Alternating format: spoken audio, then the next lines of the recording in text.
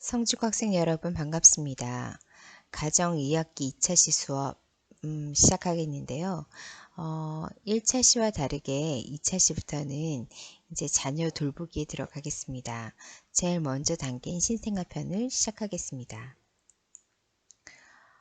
어, 음, 지금 발달 단계를 보면 신생아기, 영아기, 유아기, 아동기로 나눌 수 있는데 아동기 이후에 이제 청소년기, 뭐 그다음에 청소년기, 청년기 이렇게 나가거든요. 그래서 각 단계마다 아동기까지의 발달 특징을 이해하고 설명할 수 있고 자녀 돌보기의 방법을 익혀서 부모가 되는 데 필요한 역량을 갖출 수 있다. 뭐 이 정도로 보면 되겠습니다. 저희가 한번 생각을 해볼 필요가 있겠습니다. 내가 태어났을 때 단지 엄마 아빠만 기뻐하는 게 아니라 나를 둘러싼 엄마 아빠, 그 다음에 뭐 할머니, 그 다음에 할아버지, 그 다음에 이모, 고모 이들이 정말 나를 둘러싸고 엄청 기뻐했고 그 다음에 자라는 동안 할머니, 할아버지 기쁨이 되고 그 다음에 엄마, 아빠 사이에서 이제 부모님 말씀을 잘 듣는 그런 아이들로 성장했겠죠. 그래서 한 사람이 태어났을 때 이 한 사람을 키우기 위해서 부모 둘만 존재하는 것은 아니고 그 다음에 이 아이를 통해서 부모의 또 부모의 형제 자매까지 나를 둘러싸서 너무너무 기쁘고 행복한 일을 서로서로 나누었던 그런 가족의 관계들이 있습니다. 자녀 돌보기, 따뜻한 사랑과 관심을 실천한 자녀들, 자녀의 발달 단계와 부모의 역할, 그 다음에 신생아 발달 단계 특징과 돌보기, 이게 신생아까지만 하면 오늘 수업이 끝날 것 같습니다. 자, 먼저 자녀 발달 단계와 부모의 역할인데 부모는 건강한 몸과 마음으로 부모의 책임을 다해야 합니다. 특별히 자녀에게 좋은 본보기가 되어야 하는데 말로 이렇게 해라 라고 하는 것보다 부모 스스로 어떤 행동들을 보여줌으로써 자녀들이 따라갈 수 있는 롤 모델이 될 수 있는 거죠. 그래서 자녀에게 좋은 본보기가 되어야 하고 자녀가 성장하면서 욕구 수준과 발달 과업이 다르기 때문에 그때마다 부모의 역할이 달라집니다. 그래서 신생아 때 다르고 또 영아기 때 다르고 유아기 때 다르기 때문에 아이 단계별 그 다음에 부모의 부모의 요구되는 자질 이런 것들이 다르기 때문에 같이 공부할 필요가 있습니다. 자녀의 성장에 따라서 부모의 역할이 변화된다. 이걸 꼭 기억하시고 부모의 역할을 원만히 수행해서 자녀의 성장, 발달에 도움을 줄 수 있도록 해야 됩니다. 부모는 단지 그냥 아이를 낳기만 하고 끝내는 것이 아니라 이 아이가 바람직한 또 올바른 그런 어른이 될 수 있도록 중간중간마다 역할을 통해서 그 아이들을 도울 필요가 있습니다. 발달 단계를 한번 보면 발달 단계는 신생아, 영아, 유아, 아동, 청소년기가 있습니다. 신생아는 주로 태어나서 한 달 정도 된 아이고요. 영아기는 태어나서 2년까지 그러니까 다시 말해 24개월까지 이제 영아기로 볼 수 있고요. 그 다음에 24개월 이후 다시 말하면 2년 이후서부터 초등학교 들어가기 전까지 그때가 유아기에 해당하겠습니다. 아동기는 초등학교 기간 내내인데 초등학교 1학년서부터 그 다음에 초등학교 6학년 때까지 그래서 중학교 들어가면 이제 청소년기로 넘어가는 그런 발달 단계가 모든 사람에게는 있습니다. 특히 이 신생아기에는요 너무 이쁘죠. 그래서 출생 후 4주 한 달 정도까지 신생아라고 볼 수 있습니다. 이 신생아는 출생 직후에 새로운 환경을 적응해야 되고 울음에 적절히 반응해서 기본적인 요구를 충족합니다. 특별히 신생아에게는 언어가 발달되어 있지 않기 때문에 울음 하나로 나 배고프다, 나 놀아달라, 나 기저귀 젖었다 이런 것들을 표현하기 때문에 울음의 강도를 적절히 조절할 필요가 있습니다. 진짜 이 울음은 놀아달라는 울음과 그 다음에 배고프다, 배 아프다 이런 울음이 전적으로 다른데 울음의 세기라든지 뭐 이런 것들을 적절히 조절해서 부모로 하여금 울음을 통해서 아이의 요구사항을 알 수 있도록 그렇게 조절하는 것 같습니다. 이때는 그냥 가만히 두면 인간은 죽을 수밖에 없기 때문에 집중적으로 돌봄이 들어가는 시기이기도 합니다. 그래서 신생아계에는 너무 좁고 가만 냅두면 혼자 할 수 있는 그런 부분들이 적기 때문에 전적으로 부모의 역할이 필요합니다. 자, 영아기가 되면 이제 1개월서부터 24개월까지고 급속 신체 발달이 급하게 이루어지고 안정적인 애착이 형성하는 시기라서 이때는 부모가 미래를 대비해서 대화 채널을 많이 열어두고 대화할 필요가 있습니다. 유아기는 만 2세부터 초등학교 들어가기 전까지인데 이때는 활동량이 많아지고 환경 반경이 넓어지기 때문에 안전한 환경 되게 중요한 부분입니다.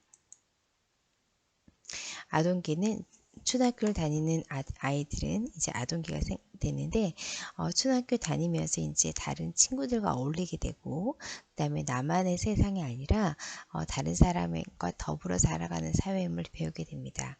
그래서 친구 관계가 지적 사회적 발달에 중요한 시기이므로 학교 생활에 적응할 수 있도록 많이 도와야 합니다. 청소년기 다시 말해 중고등학교 다닐 때 시기는 급격한 신체적 발달, 인지적 발달, 정서적 발달 이런 등등 때문에 자아 존중감 또는 자아 정체감이 형성되는 시기입니다. 그래서 이때는 그 전과 같이 똑같이 지시하고 명령하고 이런 게 아니라 자녀를 인격적으로 존중하고 긍정적인 의사 표현을 해야 할 것 같습니다. 자, 이 중에 이제 신생아에 대해서 하겠는데요. 신생아는 사실 신체적 특징이 성인과도 되게 많이 다릅니다. 태어나자마자 아이들은 키가 한 50cm 전후가 되고요. 몸무게가 2.6에서 4.4인데 우리나라 평균은 3.3kg 정도의 아이를 낳습니다. 그래서 4kg가 넘어가면 이제 너무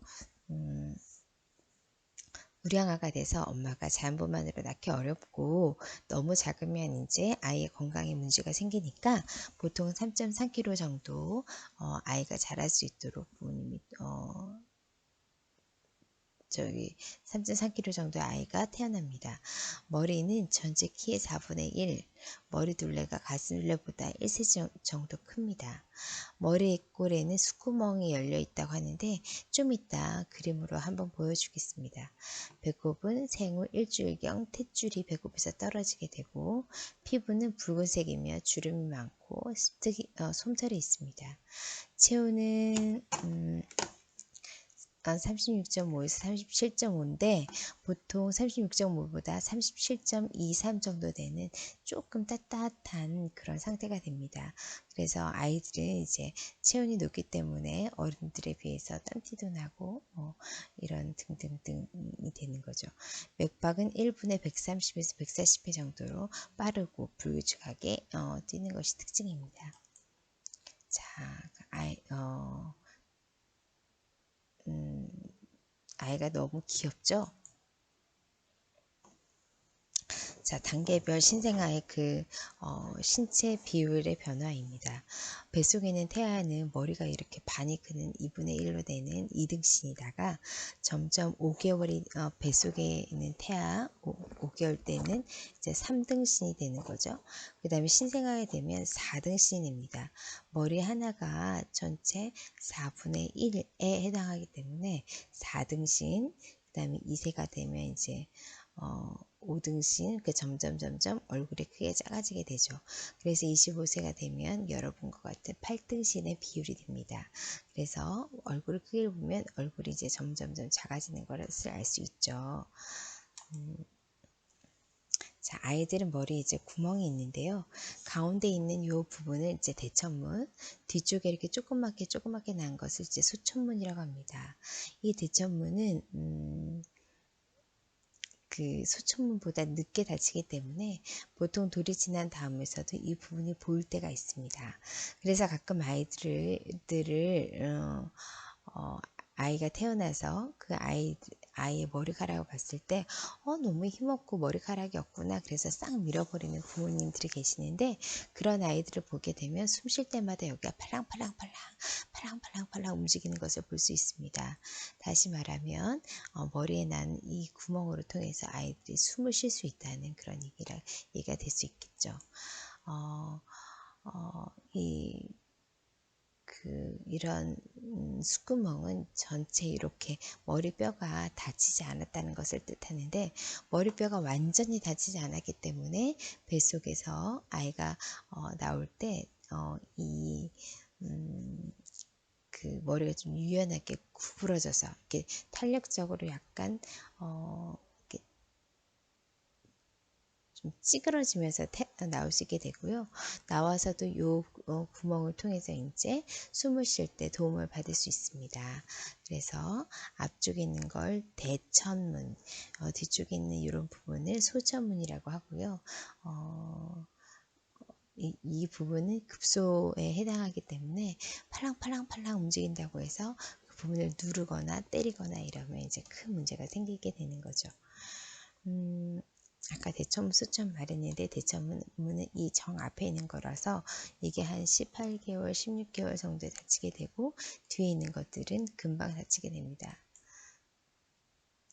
자, 신생아들은 가끔 이제 온몸이 누르스름해지는 황달에 걸릴 수 있습니다.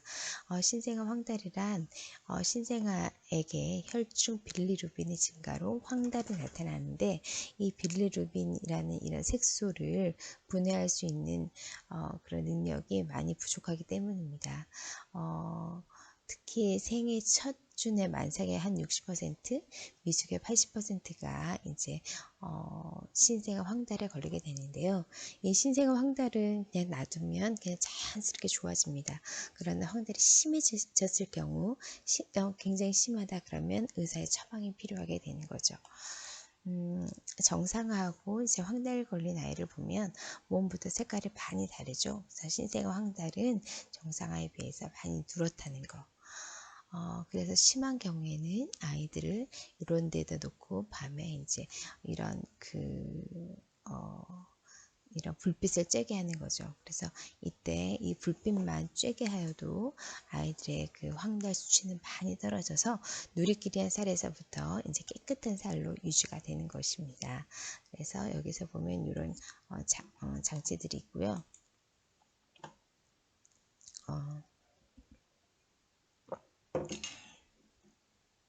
뇌를 보면 이렇게 이제 여러 가지 뭐 전두엽도 있고 후두엽도 있고 등등이 있는데, 머리 중간에 뇌관이라는 부분이 있습니다.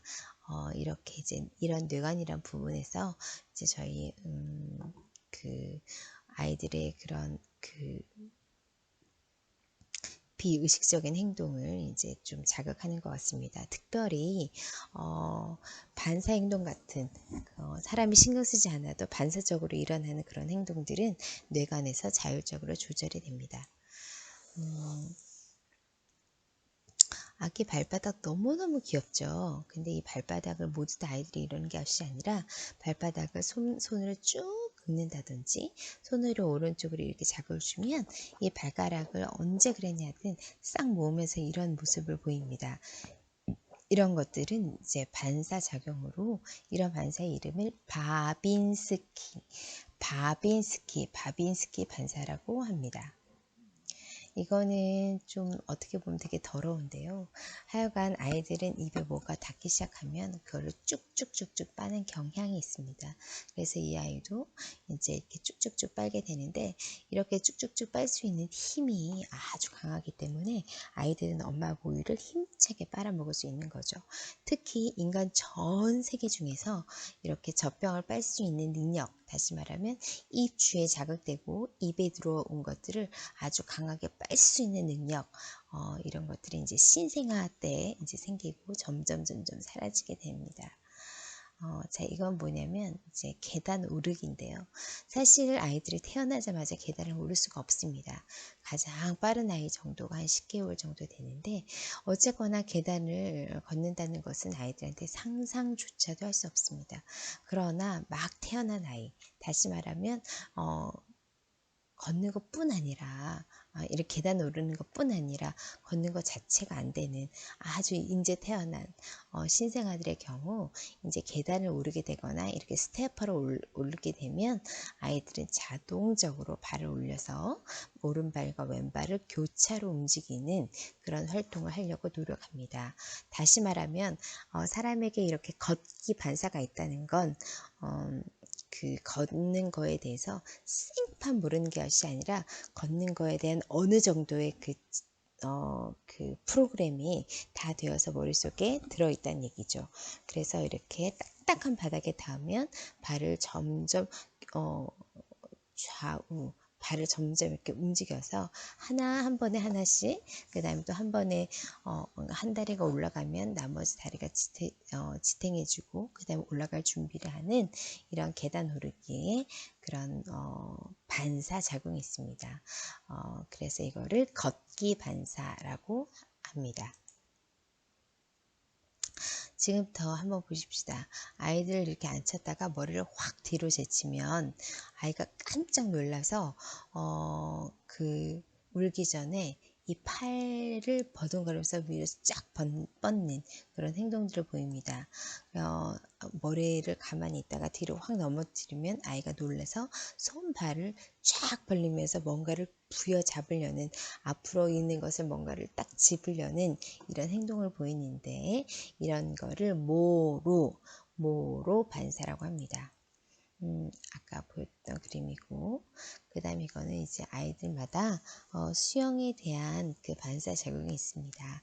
그래서 이건 꼭 가르치지 않아도 아이들을 물속에 넣게 되면 이렇게 물속에서 눈을 뜨고 나름대로 즐거운 생활을 볼 수 있게 됩니다. 자, 신생아 발달 특징. 자, 신체적 부분뿐 아니라 정서적으로, 감각적으로 감각기관이 이제 발달됐는데, 시각, 후각, 촉각, 청각, 미각 정도로 이제 보겠습니다.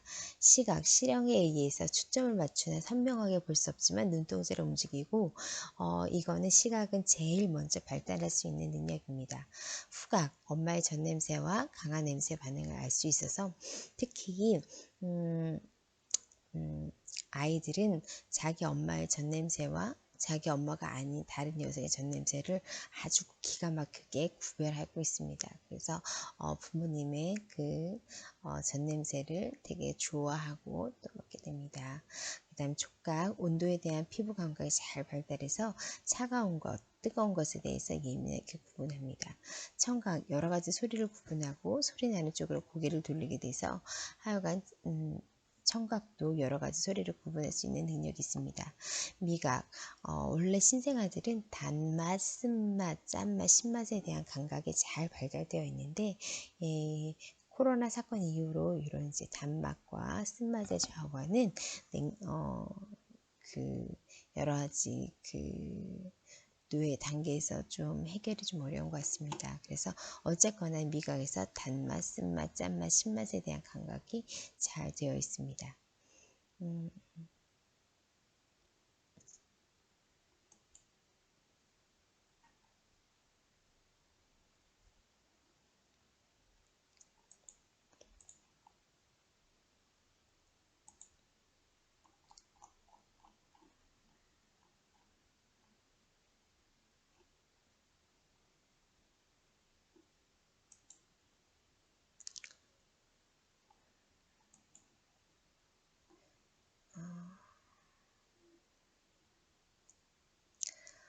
이제 마지막 슬라이드인데요.